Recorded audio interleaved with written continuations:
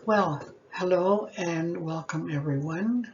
Uh, my name is Olive Bryanton. I am an older adult, a lifelong learner, and an advocate for older adults. My purpose today is to talk about aging and opportunities. Um, as older adults, we have the capacity and the ability to continue to learn and to continue to take opportunities to make changes in our society and in our life. Aging is a natural and lifelong process and is shaped by the relationships we have with the social and physical environments we have lived in throughout our lives. How we age also varies according to personal characteristics, including the family we were born into, our sex, and our ethnicity.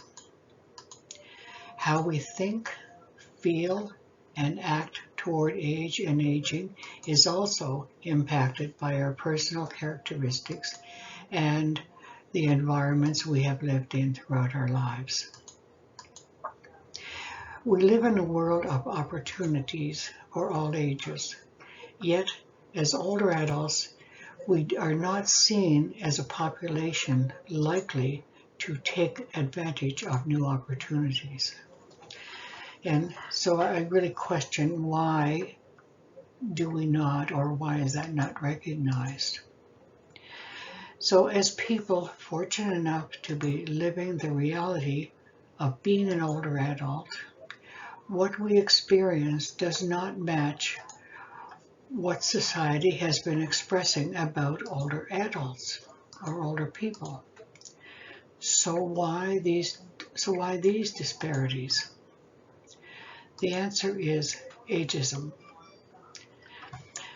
And ageism is alive and well in societies, and current views of older people are tinged with false beliefs and prejudice.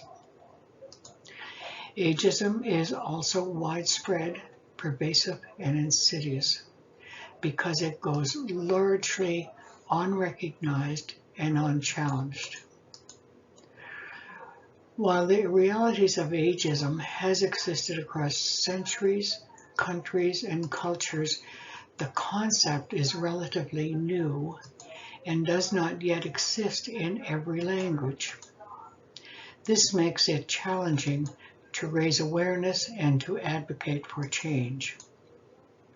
In December 2020, the World Health Organization launched their latest Healthy Aging Report, which describes the current situation for older adults around the world. The report is called The Decade of Healthy Aging, 2021 to 2030. The challenge is that before the decade is over, we must change how we think, feel, and act toward age and aging to improve quality of life for individuals and societies. One of the major barriers for this to become a reality is ageism. Before we think, ageism has been around for centuries and has not been eliminated. What are the odds that something will change in the next decade? As the title of this presentation suggests, doors that open minds uncover opportunities. Never in my wildest imagination did it cross my mind that one day I would be invited by the World Health Organization to represent older persons around the world at the launching of their recent report on aging. But it happened. And unfortunately, COVID-19 also happened. Thus, I did not actually go to Geneva, but was there virtually and was provided the opportunity to speak twice during the launching ceremony. The first time I was allotted 2 minutes, and then got to introduce a short video on highlights of the report. And at the end of the event was provided 4 minutes to ask 2 questions about next steps. Needless to say, I was very proud to be representing older people from around the world, and even prouder to say I was from Prince Edward Island, Canada's smallest province, located on the east coast of Canada. The World Health Organization, specifically the healthy aging sector, views older adults as agents of change. So my goal is to work with like-minded colleagues like yourselves to start creating change.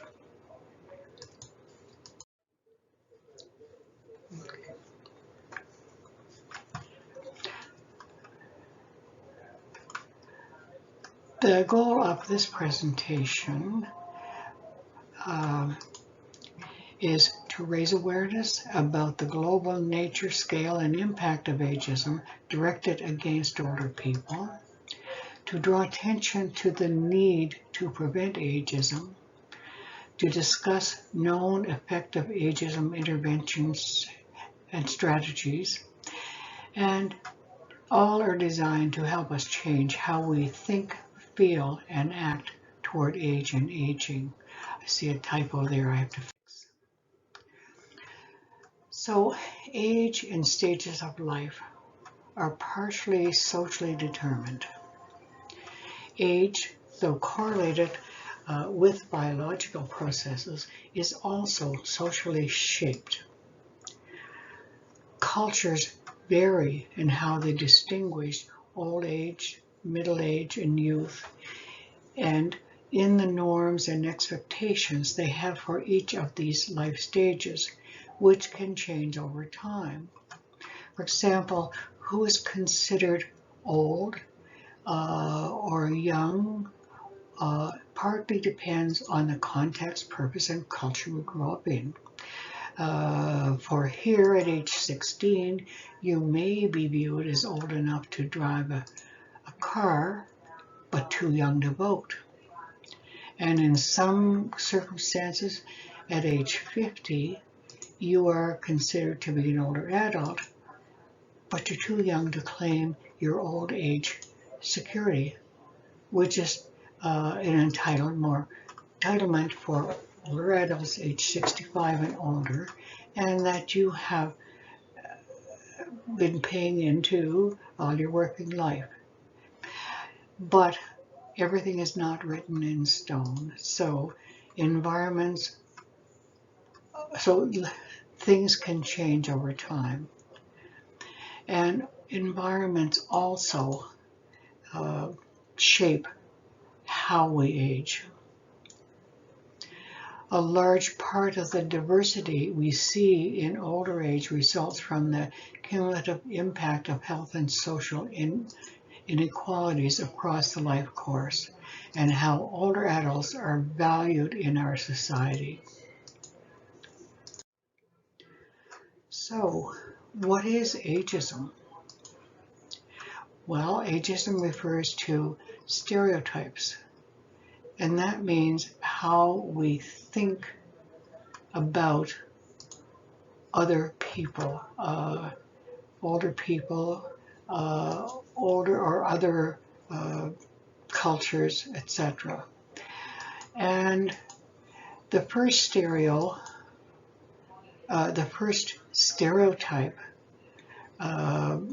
relates to succession.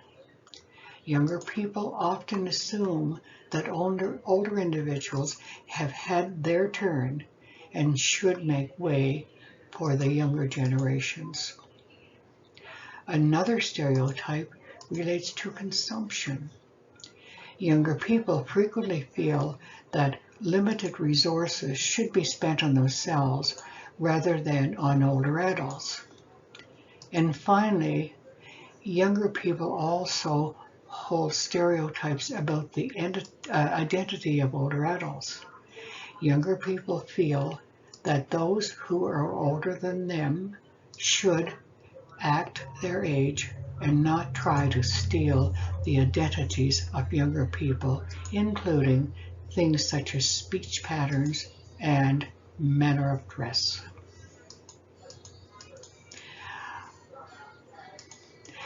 The next factor of ageism is prejudice, and that's how we feel about those who are not us. And prejudice is really a baseless thought and often negative preconceptions of attitudes toward members of a group. Prejudice can have a strong influence on how people behave and interact with others, particularly those who are different from them, even unconsciously or without the person realizing it. They are under the influence of their internalized prejudice. Common features of being prejudiced includes negative feelings, stereotyped beliefs, and a tendency to discriminate against members of a group. When prejudice occurs, stereotyping, discrimination, and bullying may also result.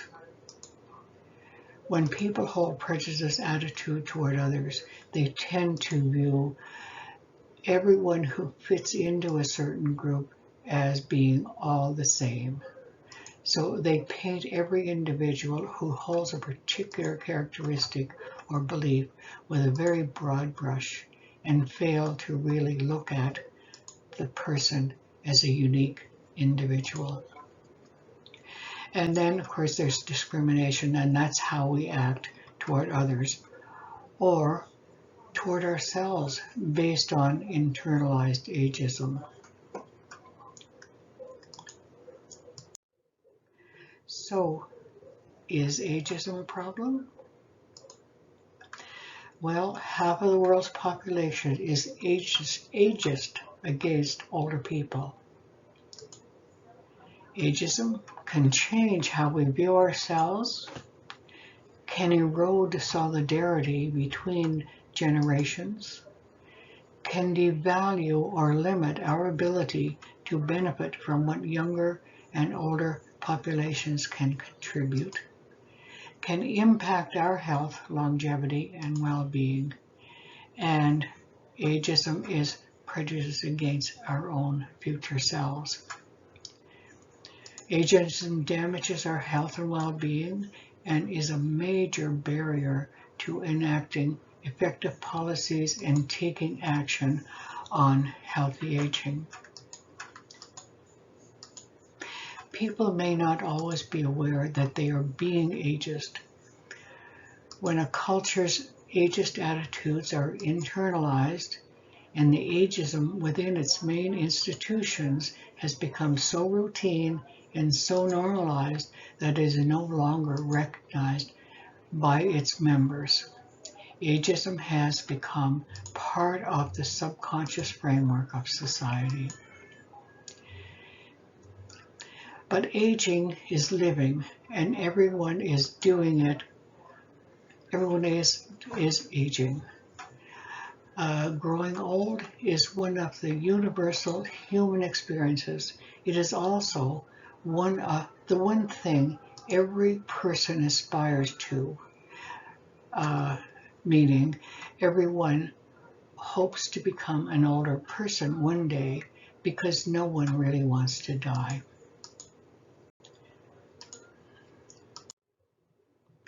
So, some strategies to reduce ageism. Policy and law. Activities. And intergenerational contact and interventions.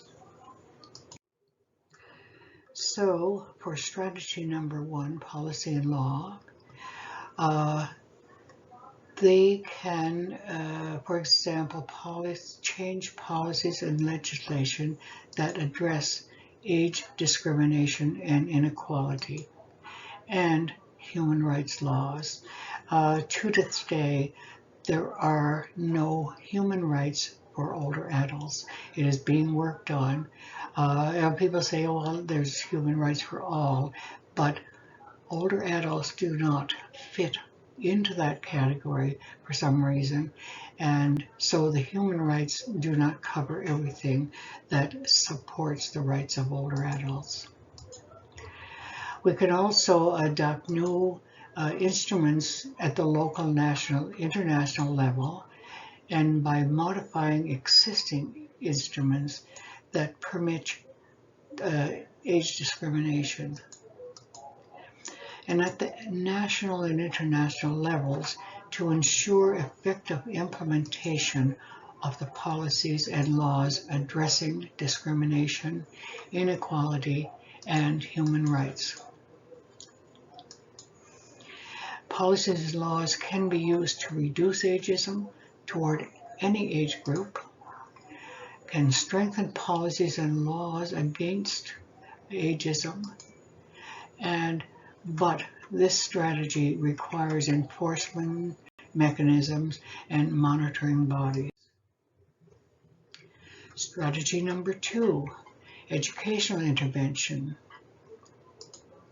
Educational interventions are required to reduce ageism, and it should include all across levels and types of education, from primary school to university, and in formal and non-formal educational contexts.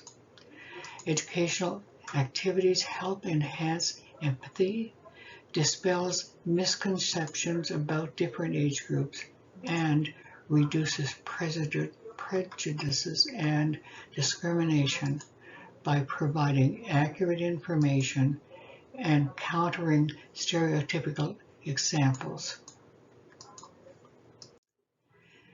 And strategy number 3 is the intergenerational contact interventions. And this aims to foster interaction between people of different generations. So investments should be made in intergenerational contact interventions. And such contacts can reduce intergroup prejudice and stereotypes. And intergenerational contact interventions are among the most effective interventions to reduce ageism against older people, but also against younger people as well. When people get to know each other in all generations, work together, they change the world. So, recommendations. Recommendations number 1, invest in evidence-based strategies to prevent and tackle ageism. Number 2, improve data and research to gain a better understanding of ageism and how to reduce it, and improve our understanding of all aspects of ageism. Existing strategies should be optimized, their cost and cost effectiveness estimated, and then they should be scaled up. Because there has been proof that these types of intervention are less costly than the ones we deal with today.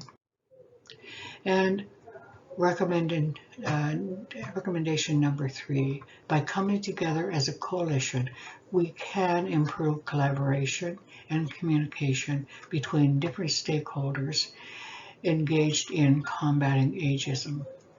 We all have a role to play in challenging and eliminating ageism. Governments, civil societies, UN agencies, developmental organizations, academic and research institutions, businesses, and people of all ages can join the movement to reduce ageism and build a movement to change the narrative around age and aging. So, just last week, a new release came out from the World Health Organization and was adopted by the UN, as was the Healthy Aging document was adopted by the United Nations, which is very important because it means that everyone is looking at these documents and working with them to combat ageism and to combat and to support healthy aging. So this is a page from the accompanying document that came out, and this is a global campaign toolkit to combat ageism. And this is the URL that you can pick it up, or you can simply go into the World Health Organization website and find these. So it is time to say no to ageism. The portrayal of older adults through the media and commercial venues should be challenged. Older adults should not be viewed as a separate group within society, but rather as a natural position along the aging continuum.